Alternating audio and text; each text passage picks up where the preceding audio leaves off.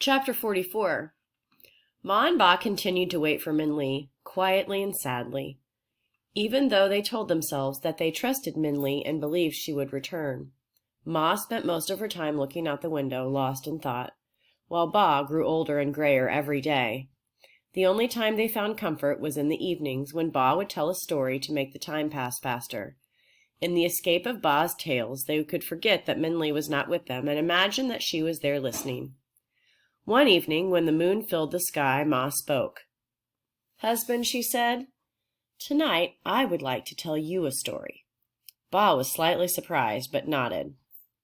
The story that Ma told. Once there was a woman who had a kind husband and a beautiful daughter.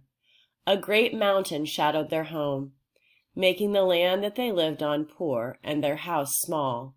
But there was always enough to eat, and the water always flowed in hot months, while the fire always burned during the cold ones. Yet the woman was not content. The woman begrudged the barren mountain and the meager land and swallowed her plain rice with bitterness.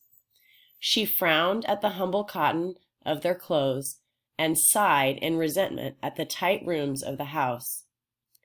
Day after day, the woman grumbled. When she heard stories of treasures of gold and jade, she was filled with envy. "Why do we have nothing?" she sulked in frustration. "We have no treasures, no fortune. Why are we so poor?"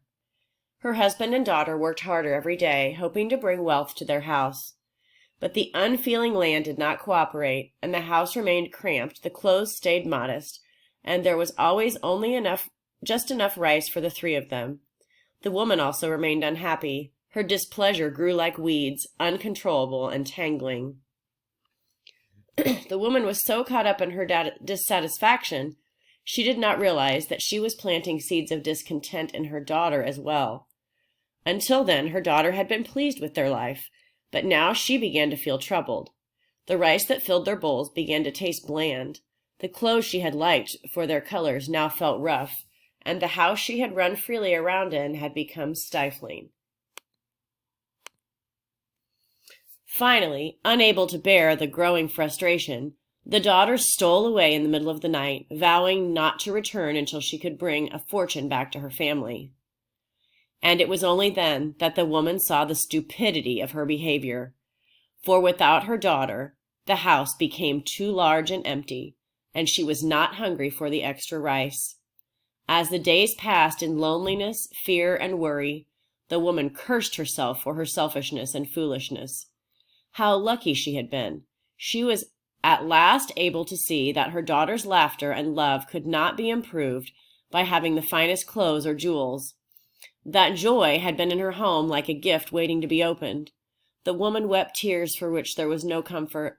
For all the time that she had been longing for treasures, she had already had the one most precious.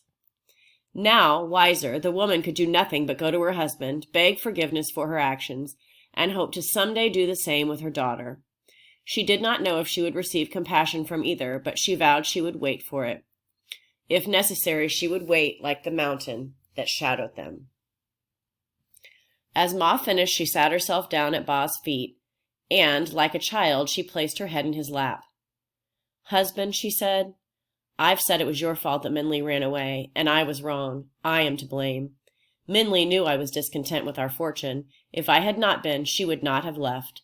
I am sorry." Ba could not speak.